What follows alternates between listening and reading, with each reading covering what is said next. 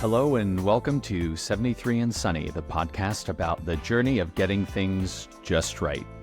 We talk to tech sales and marketing leaders about how they're growing, dialing in best practices, and getting closer to that sweet spot. Today, we're happy to have Erik Lyon join us.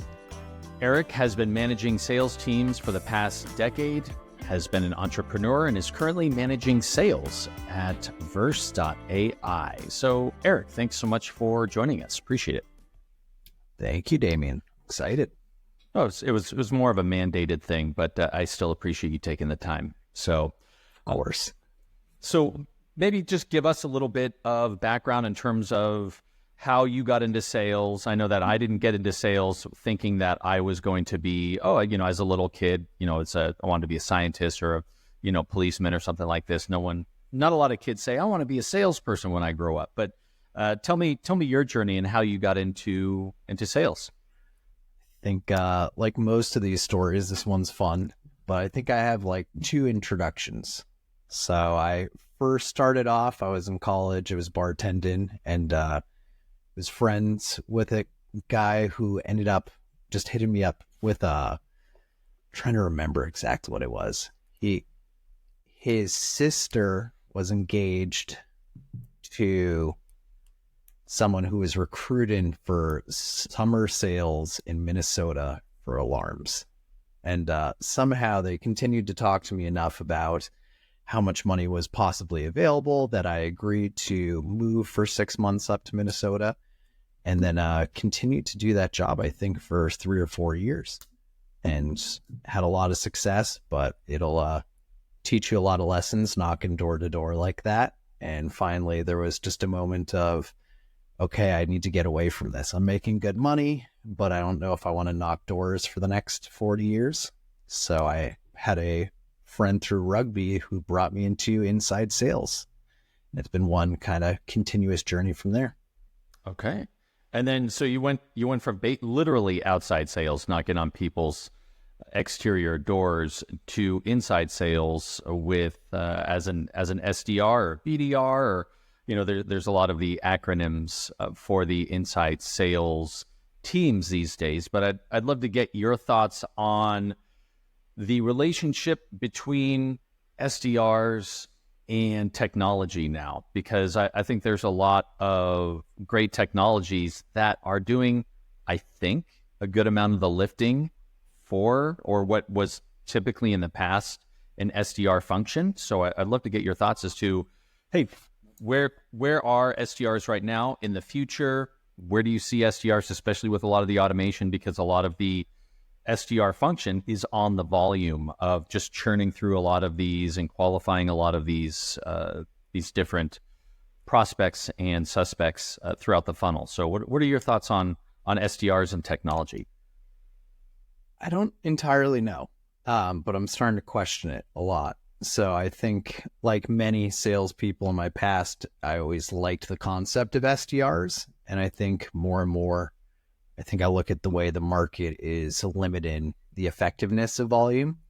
And then I look at kind of what are the economics of that at each business. And I more and more am being convinced that the economics don't always make sense. Just not only just from the salary perspective, but the tech stack that is used for them, the management that then needs to lead them. Part of me just wonders if we need to bring in salespeople at multiple different levels and have them be in charge of prospecting, though now they really kind of point to that should be a marketing-led effort. But at the same time, I think it's a dangerous game, right? So at the same time, you would use that as your feeder program for your sales. There's nothing better than finding a hungry salesperson that is willing to kind of put in the work as an SDR, get them early in their career in those formative years. And if you can retain that person, sometimes that rationalizes the whole department. But from a CAC perspective, it seems difficult to be successful these days. And by CAC, for any of the listeners that don't know, when you're talking about CAC, you're talking about customer acquisition cost. Correct. Yeah. And I could see that where you want to have a feeder program or like a minor leagues for your up and coming salespeople. I get that, but I also think that based on a different sale, like if your sales cycle is pretty short, maybe you don't need an SDR, because then that would elongate the cycle. But if you're talking about pure enterprise, really long 9, 12, 24-month sales cycles, I don't think that you want your super high value AEs calling on people that they're going to be getting a no from for 99% of the time. Like I don't know. I think it might also depend on your sales cycle, your sales pitch, what the value is to your prospective customers. So I do think that there's definitely a place for SDRs, but to your point, maybe we need to reimagine what that might look like. I think I'm heavily biased as well, just from early startup culture, where you kind of have to educate your customer as to who you are and what it is you do as well. Within the Salesforces and Oracles and Amazons, I'm sure there's elements of people already know who you are, and it's trying to make sure that you're kind of top of mind when something comes up and they see you as the solution. So a lot of this might be from the angle I'm coming at. And we've had a lot of entrepreneurs on 73 and Sunny. So help me understand your experience in being an entrepreneur and that startup culture, and what made you do that. And then also now, hey, listen, I'm okay with being an employee instead of being the owner, founder, CEO, the head of the board. Well, it's interesting to say this to my boss, but I think the reason that I've done that is because I don't like having bosses. But so done it twice now. Once with a solar company, which came out of security, and one time within marketing. And I think I've learned a huge amount during those times, and at the same time was not all that successful. And I credit that first to not looking for funding. I think that's important, but I think everyone likes the concept of being their own boss, but also kind of coming up and fixing problems. I'm a big patterns person. I went to school for engineering, and I think every business is viable if you find the right way to do it in many different ways. But there's a lot of structure parts of it that I enjoy. Yeah, and I think that you're always going to have a boss, and whether it's you and me, or if I report to a CEO, or the CEO reports to a board, or if the board reports to the shareholders, or whatever it might be, even if you have a small company, your boss is ultimately your customers.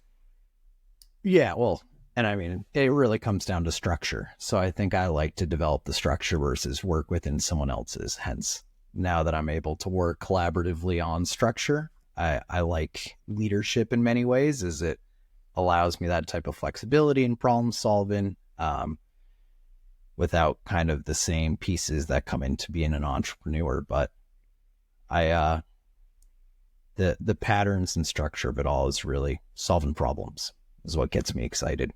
Well, and I think that I totally agree with that. That's what I would hope any salesperson would want. It's like, I want to solve your problem, and I think I can solve your problem with our solution. So that, I think, should be the heart of it, unless then it's just drudgery, right? Then you're just selling something that you don't really believe in, and selling something to people that you're not even sure is going to be helpful. But that structure that you talk about, I think, is important. So let's maybe talk a little bit more about the sales structure and some of the lessons that you've learned in terms of sales management, and maybe what are you finding right now in terms of hiring new salespeople, in terms of the struggles, or hey, listen, it's a great market, maybe it's a tough market, or all of the different solutions or technologies that can help onboard new salespeople, make them more successful faster. So help me understand your perspective on that structure at the top of the funnel for hiring new salespeople. I question it all the time, and I'm not exactly sure. I think we've seen so much interest and change in that space so radically and quickly since COVID. So first you had that kind of great resignation where it seemed that people had kind of a new sense of what they deserved and what they wanted. And then with interest rates changing, there was such like a radical overcorrection where it just seems like every time I looked at LinkedIn, that huge layoffs were happening left and right within tech. And I think that we're kind of seeing that both were right.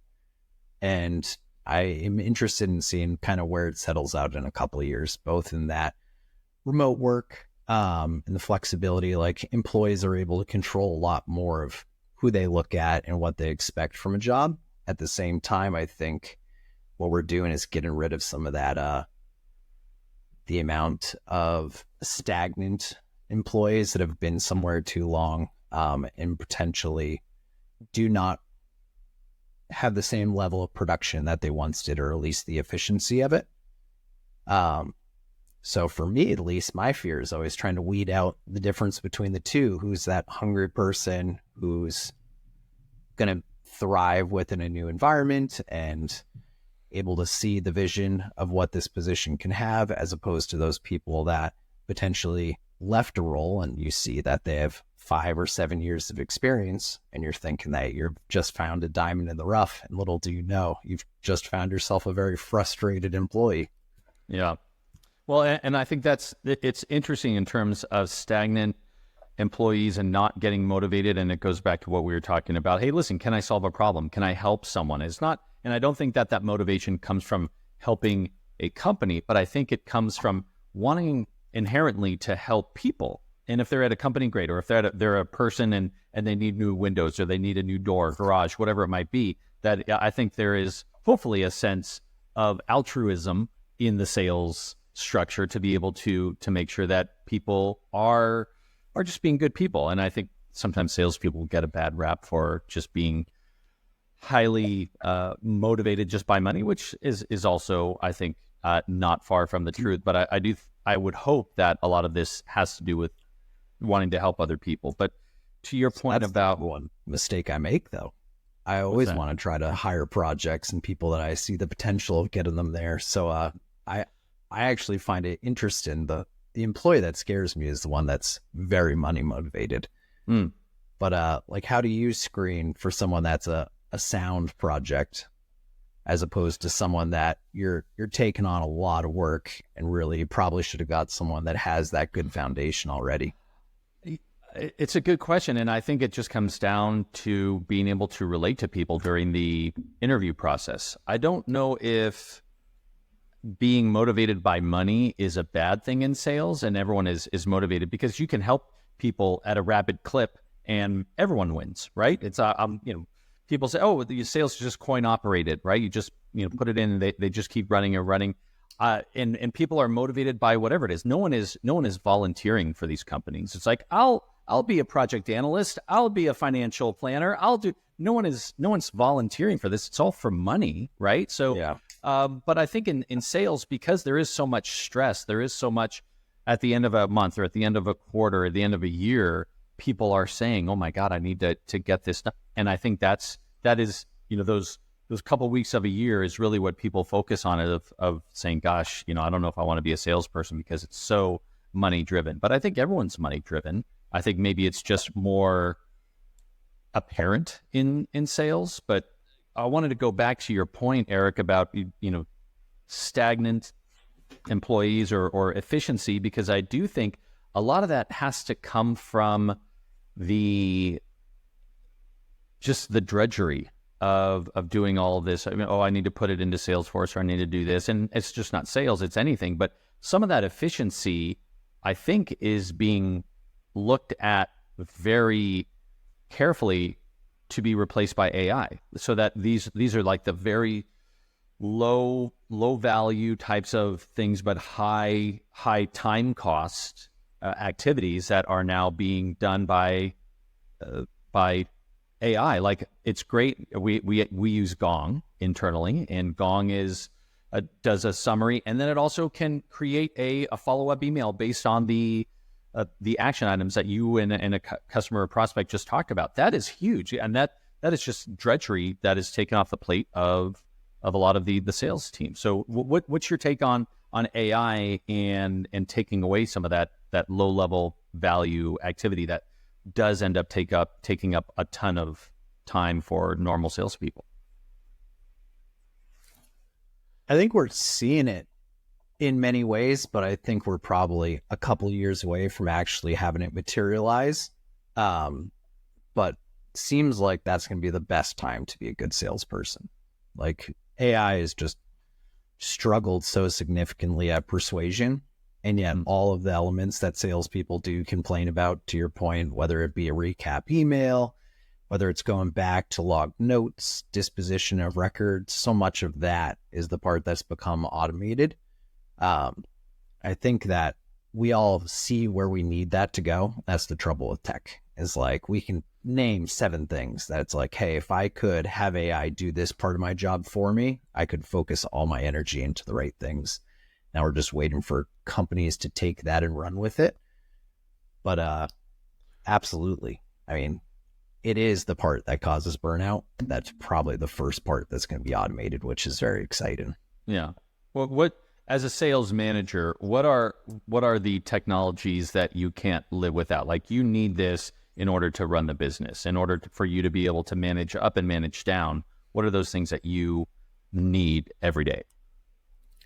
I think there's the basics still, which is going to be reporting. Salesforce is the boat itself for me. There's a lot of exciting things around it. So like Gong, the ability to go in and accurately get good concepts of what pipeline looks like, what deals are good, being able to figure out what opportunity feels good to the employee, but potentially there's some risk there, and not have to go through 10 to 15 minutes of questioning on that opportunity, which drives the salesperson crazy. But if we can kind of all start at the part that has risk in it and seek to understand why they still feel confident, that part's beautiful.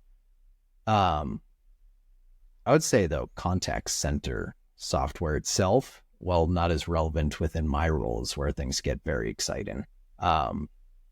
Just the ability to organize these large groups of activity and people within contact centers, I feel like I've seen significant differences in the last 5 to 10 years there.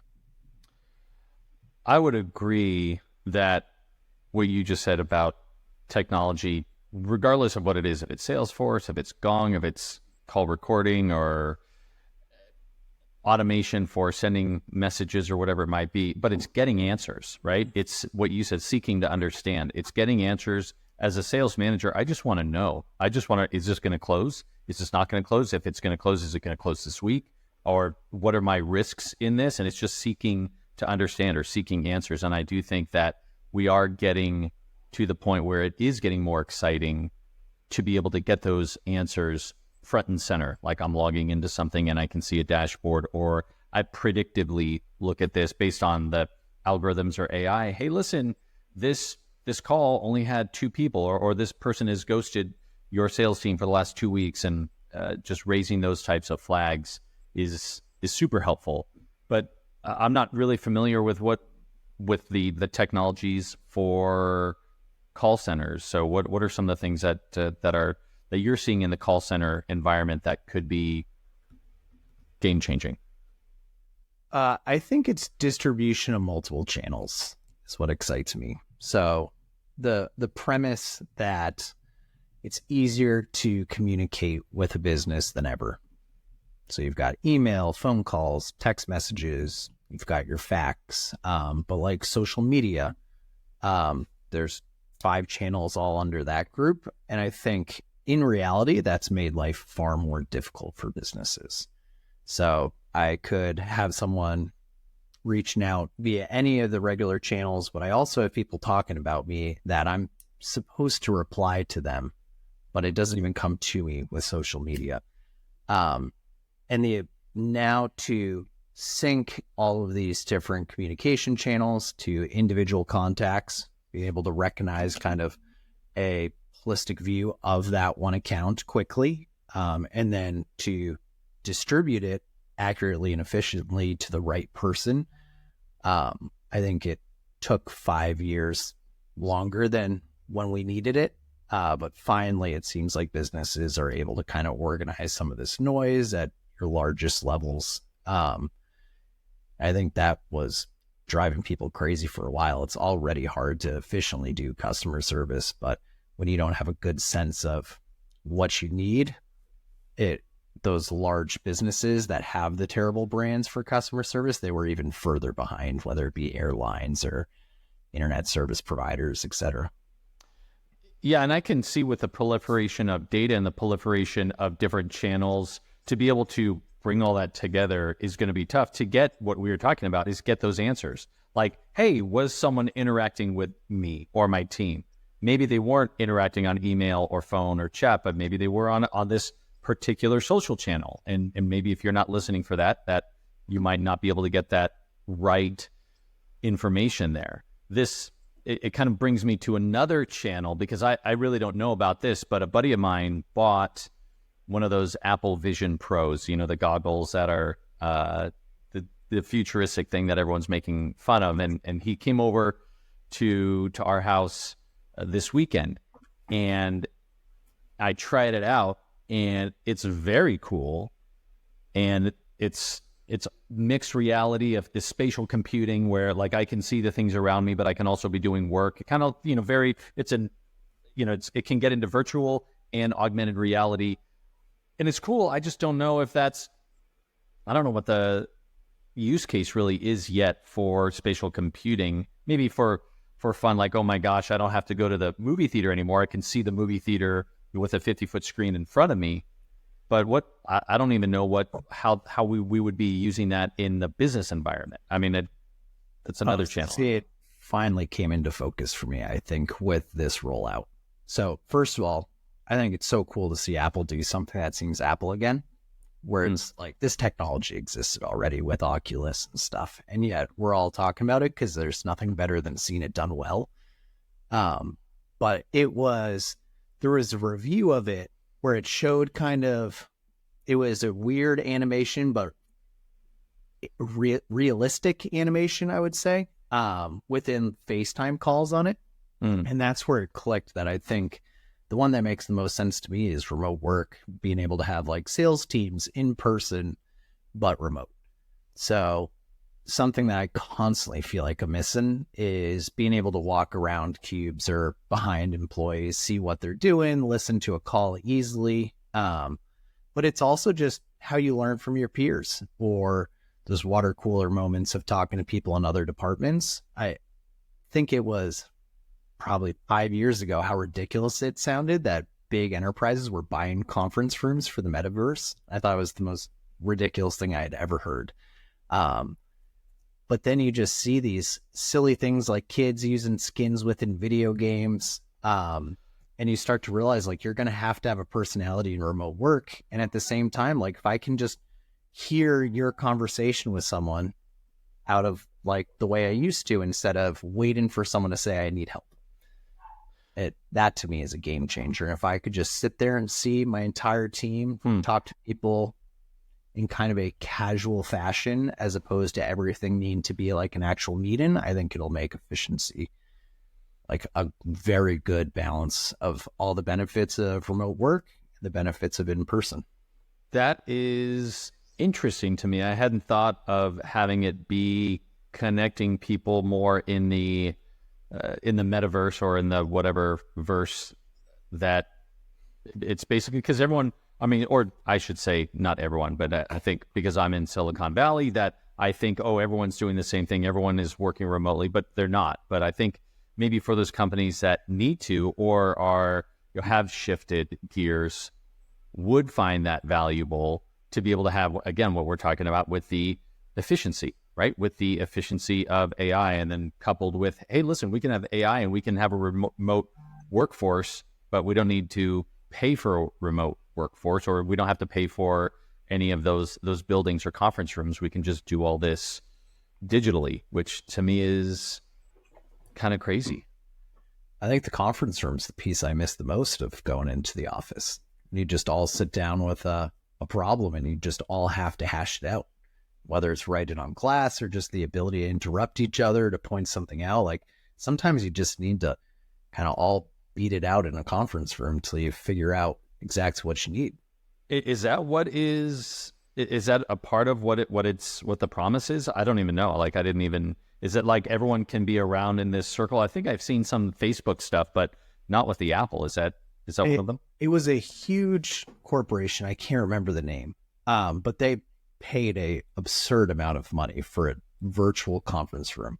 So I guess that's something that I'm bringing into this conversation, is that's always where I start with this metaverse. As I think about, I think there was like Birkin or something had made a handbag in the metaverse that cost like $10,000, and there was a conference room.